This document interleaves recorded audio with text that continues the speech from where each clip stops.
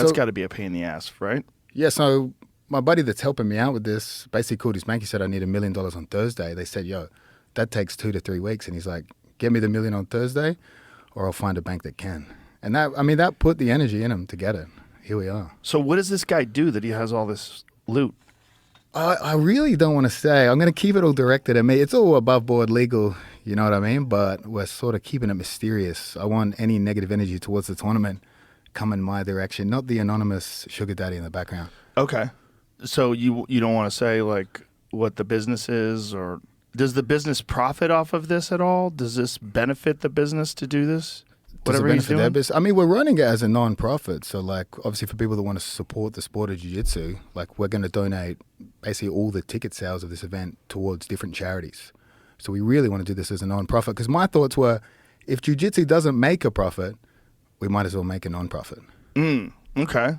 Well, does jiu-jitsu make no profit? Like, Abu Dhabi doesn't turn a profit, right? It's done primarily because of the sheikh's love of the sport. It's like a passion project. But I mean, sort of my problem with the latest event is like we're selling so many tickets, and their event is in T-Mobile. Mm-hmm. T-Mobile's super expensive. As far as I know, I remember their event organizer posted the amount they paid for T-Mobile, and it was basically 2 of these. So I was just to rent out the venue. Just to rent out, and then you were at the Thomas and Mack. Yeah. So the previous event they were at Thomas and Mack. So I just thought, hey, I might as well check how much Thomas and Mack cost, and it was a lot cheaper. So in my opinion, we're really doing this because the prize money's been the same for so long. A lot of events don't pay a lot of money, but obviously ADCC is the biggest, right? And this sells a lot of ticket sales, but really they made a lateral move in the venue that didn't really grow much in the way of seating, and none of that money really. How much does Thomas and Mack seat?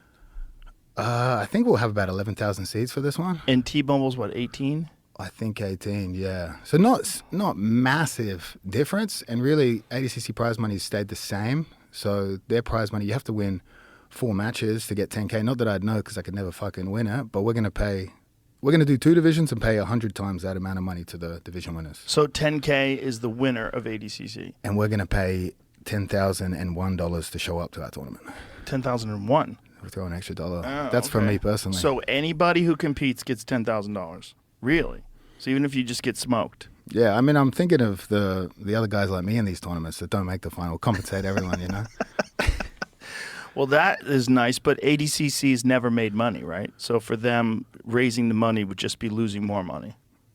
Yeah, I mean, but if you could sell 11,000 seats, you know what I mean? Like if you could sell streaming rights to an event, I feel like some of that should go back towards the athletes rather than just spending it all on production. Like a lot of people talk about the cost of production and it's important to grow a sport, but I really feel like at least the athlete compensation should go up a little bit. You know, like in terms of ticket sales, some of that should go back towards the athletes. Even if the ADCC is not making any money at all?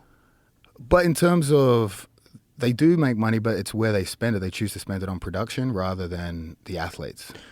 Right, but it's not profitable. Like it's, in terms of the organization itself is not really profitable, I don't believe. Well, I would imagine if they had chose Thomas and Mack with the streaming rights and the cost of the venue like that they've spent on T-Mobile, for sure they would have made a profit off this event. You could curtail production costs down. Like it's not going to be that crazy if you choose the right venue. My opinion is grappling's amazing, but I don't think we're ready for T-Mobile. That's a massive, expensive venue. Right. Well, the Thomas and Mack was very impressive last year. It was very impressive, the whole overall production and just the scope of it and the amount of fans that came out to watch ADCC. It was pretty impressive. It's crazy, yeah. It's crazy. Obviously, yeah. I've never competed in front of that many people before. It was awesome. It was an awesome spectacle. And that was basically my opinion. Is like, why are we making a lateral move, in my opinion, when we could still keep the same venue? So what was the idea about going head-to-head with ADCC?